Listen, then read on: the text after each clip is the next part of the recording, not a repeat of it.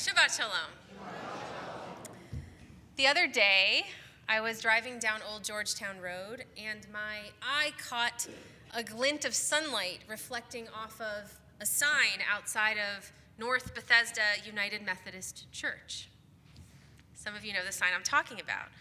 It was one of those marquee signs that churches put out with rotating messages of faith and welcome, and they're constructed with those hand-placed letters. Charming puns that make you either chuckle or roll your eyes. If you are not familiar with the genre, here are a couple examples. This is not the sign I saw. These are just so you can know what I'm talking about. Tweet others as you want to be tweeted. One more. The best vitamin for a believer is B1. You get that one? See? Okay. I got some groans, some chuckles, exactly.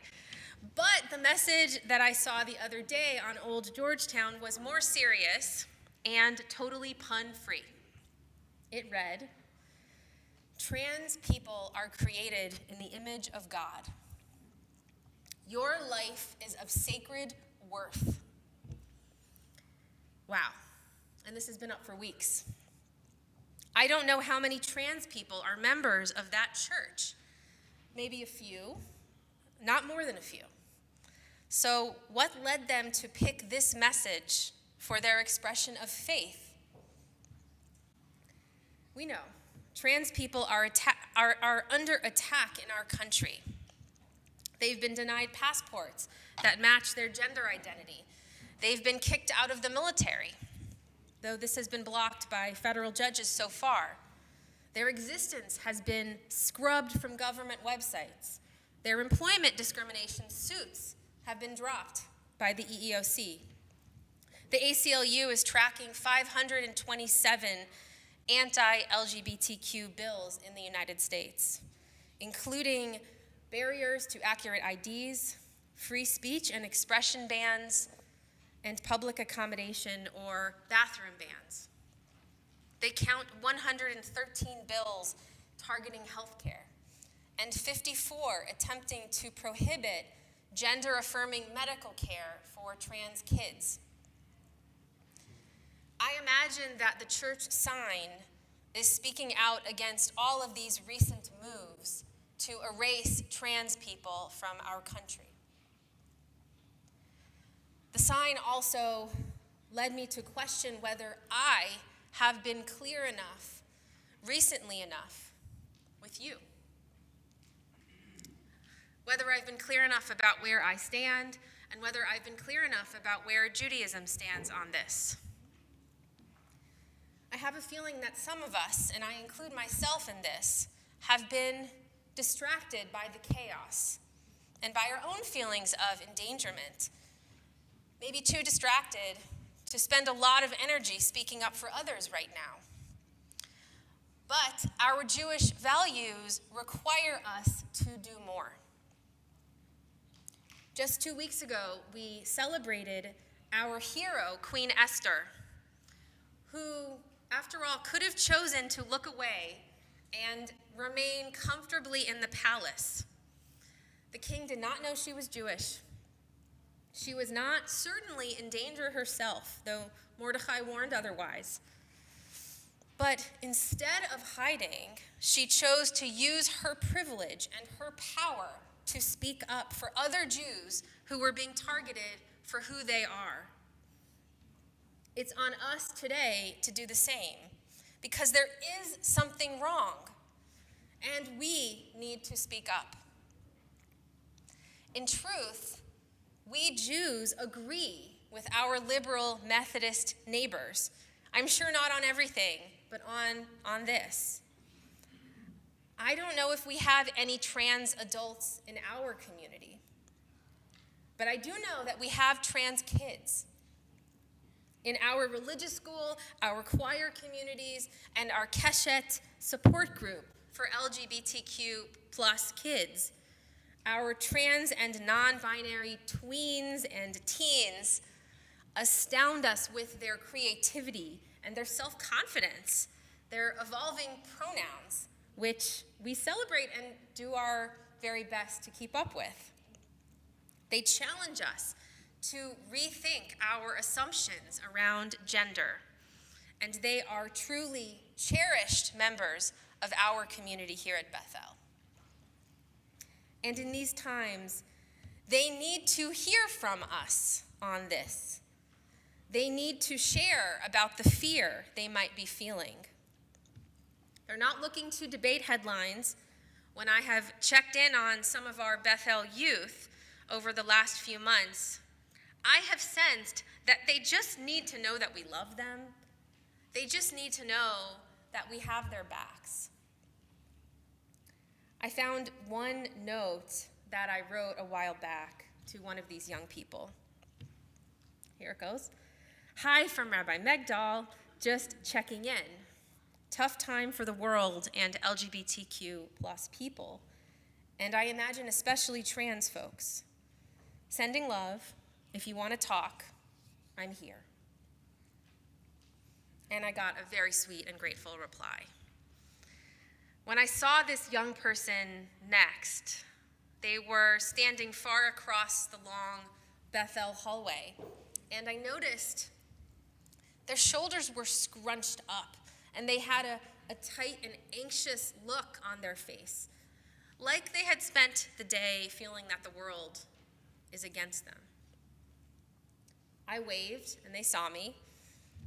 I watched as their shoulders unlocked a little bit, and the muscles in their face began to engage into a smile. I'm hoping that they relaxed because they know that here is a place where we value and protect everyone, where trans lives are of sacred worth. I wish all of our kids knew, as clearly as that church sign states, that we also believe trans people are created in the image of God. Chapter and verse, because we do that too. Breshit, Genesis chapter 1, verse 27.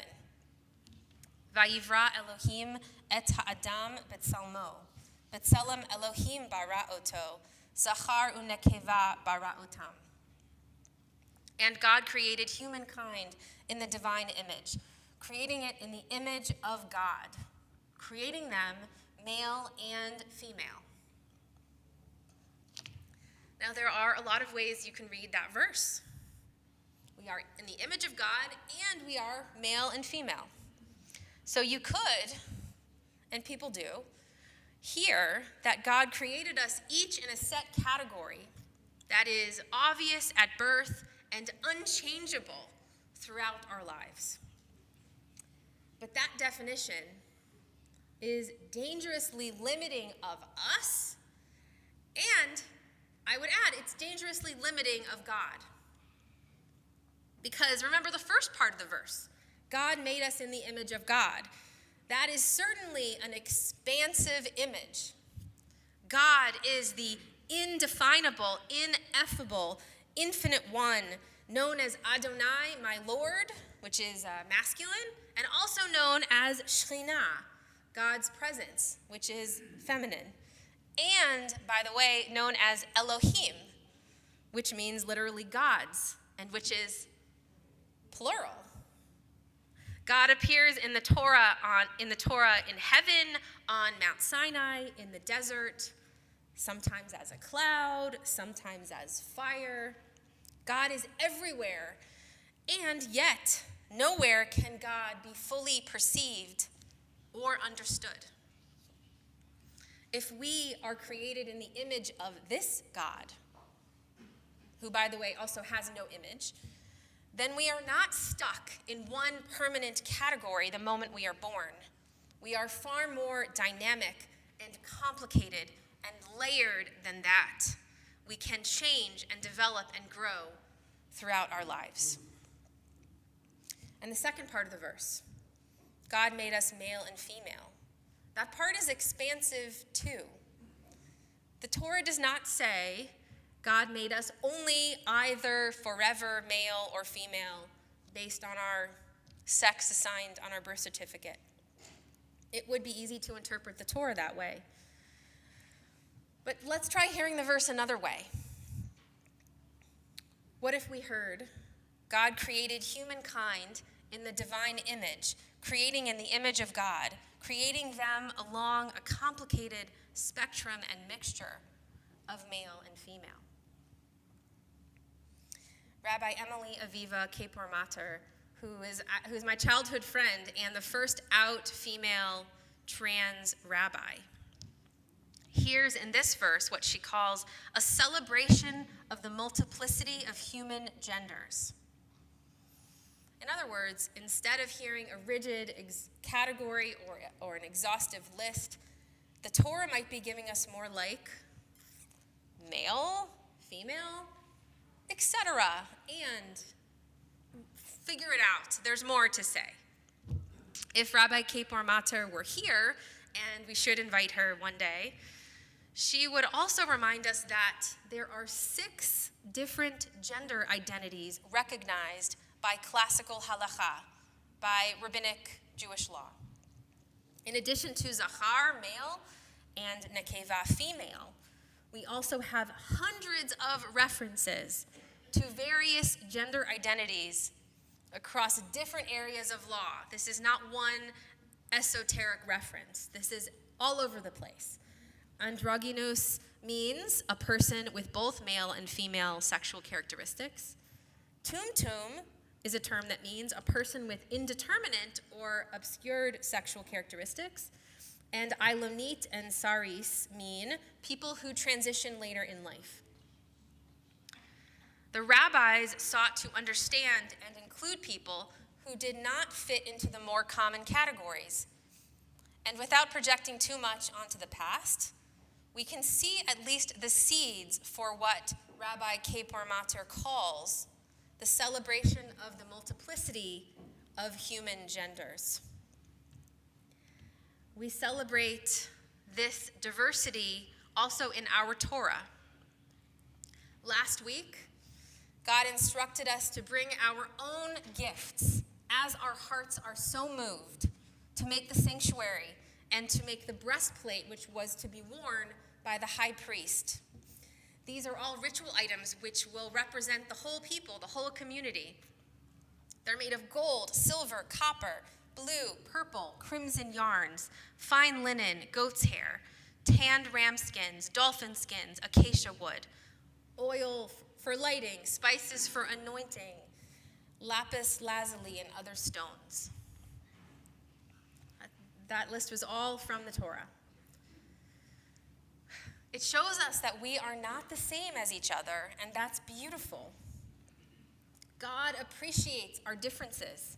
And so when building the center of life in the desert, when building the Mishkan, God asks the Israelites each to bring their individual gifts. Diversity is appreciated in our tradition. If your gift is gold, silver, or copper, blue, purple, or crimson, lapis lazuli, or another stone, man, woman, non-binary, or trans person, whoever you are, you were created in the image of God, and your life is of sacred worth. Monday is International Trans Day of Visibility, which has been observed every year since 2009 by celebrating trans people and raising awareness of the types of discrimination that they face. And as I think about, leading up to this day, I keep thinking of that kid in the hallway with the scrunched up shoulders. And I hope they're listening, not just to me now, but more broadly to us, as we show them where we stand on this question, which shouldn't even be a question. Is who they are acceptable to us? And I keep thinking also about Queen Esther, who, after all, could have stayed in the palace. Instead, she spoke up when others were in danger, just for being who they are.